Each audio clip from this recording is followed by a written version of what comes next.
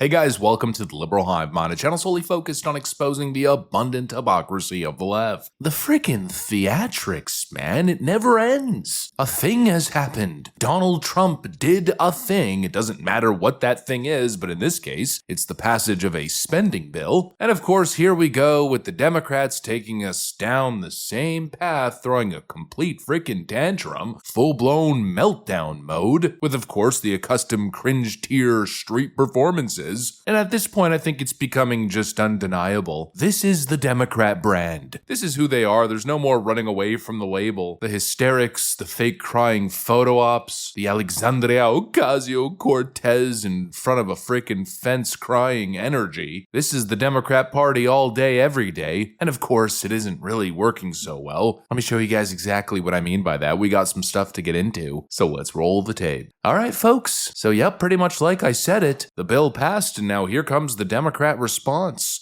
This group of people dressed in black gathered at dawn outside the federal courthouse in Lower Manhattan, staging a 1-hour demonstration in mourning and resistance for what they say was to reject the spectacle of sentimental patriotism and deadly militarism.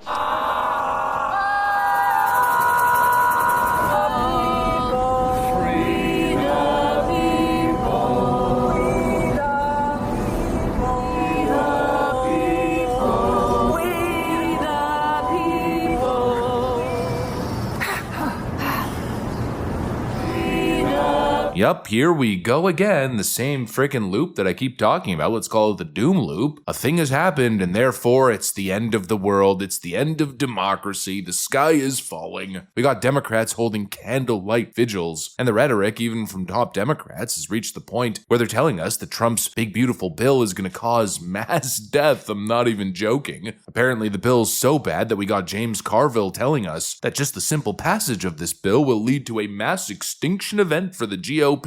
I don't know what the hell these people are talking about, but of course the only thing I'm thinking is that this kind of exaggerated doomsday lingo is what the Democrats are all about, and boy is it just not meeting the moment. You know, things are going relatively well right now in the country. Actually, it feels like there's finally a little bit of stability and some positive future outlook for the first time in a very long time, and that's really the moment that Democrats ought to be trying to meet, but instead, we get these acts of devastation. There's actually a viral AI photo by the Daily Caller that's currently blasting all over social media, and I think really it makes the point in perfect visual form. Hakeem Jeffries on his knees, pleading to the gods on the House floor. It's a cold, sad day in America, as illegals have now been taken off of Medicaid, and able-bodied people have to actually work and can't just stay at home on SSRIs all day, collecting free healthcare and food stamps. I mean, this photo right here captures the energy perfectly. It's the AOC in front of a fence energy.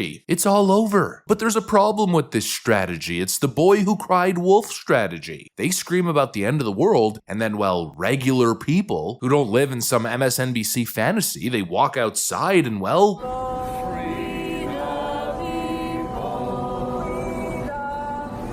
huh? I mean, utter confusion. It's the fall of democracy. Donald Trump's Gestapo is hunting down anybody in the streets with any pigment in their skin. But then you walk outside and, well, things seem pretty normal. In fact, things seem kinda good. You know, everything with these Democrats is either manufactured outrage, dramatic theatrics, performance of outrage. It's either that, which actually there's another word for, it's just lying, or just some ridiculous manipulative gaslight or guilt trip tactic. The one we probably see the most often are gems like this. If you voted for this, remove all the Jesus stuff from your bio immediately. If you don't support mass migration, then you're not a Christian. Then they post videos like this where parents are being deported.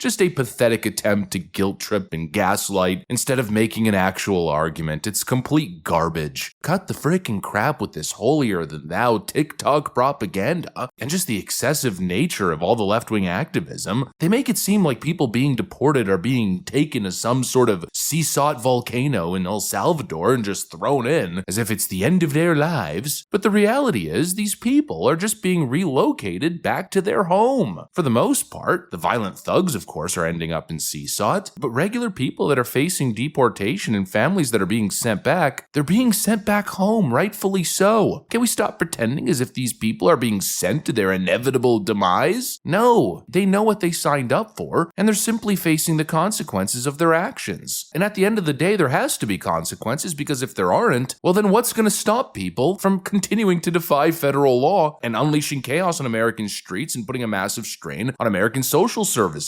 At the end of the day, it's very simple. There's actually a very simple fix here. It's called self-deportation. He was only 16 when he arrived in San Francisco in 2007 in search of opportunities.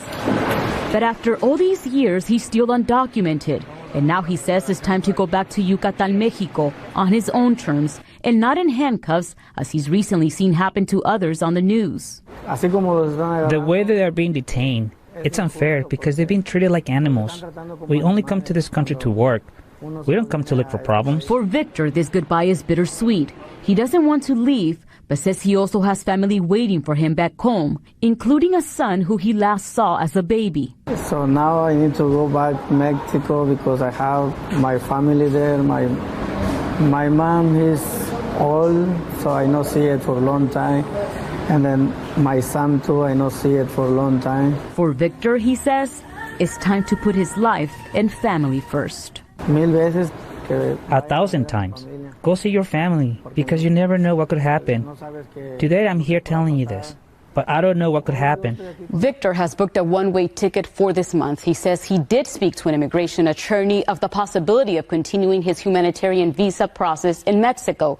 It's unclear how many immigrants have self-deported, but employment numbers show about 1 million foreign-born workers have exited the workforce since March. You don't want to end up in cuffs? You don't want to put your kids through a traumatic event? Well, you might have made a bad choice. Don't make another one. Fix it. Self-deport so you don't become the target of an ICE raid. That's what happens when you break the law. And my message to you left-wingers, with all the theatrics, all the gaslighting, and all the emotional nonsense, if you think your little guilt trip pity party here is accomplishing what you're hoping, well, I got some news for you. It's not. So we have slightly different questions, but these were all taken within the last month.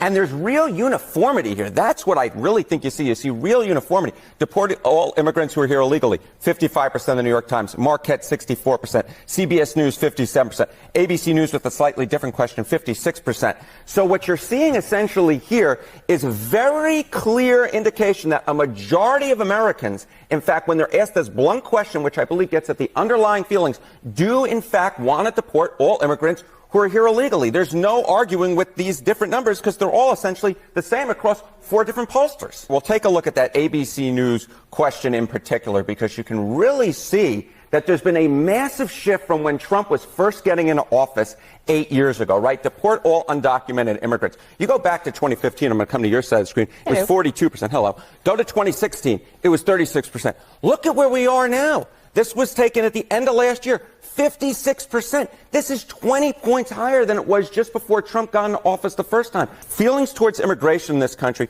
feelings towards undocumented immigrants and deporting all of them have become considerably more hawkish, and I think that gives Donald Trump much more leverage to go with the American people and sort of have these hawkish, some might say harsh, different rhetoric and also issue-based sort of going after immigrants who are here illegally, want immigration levels decreased. This includes legal and illegal immigration. Look at this.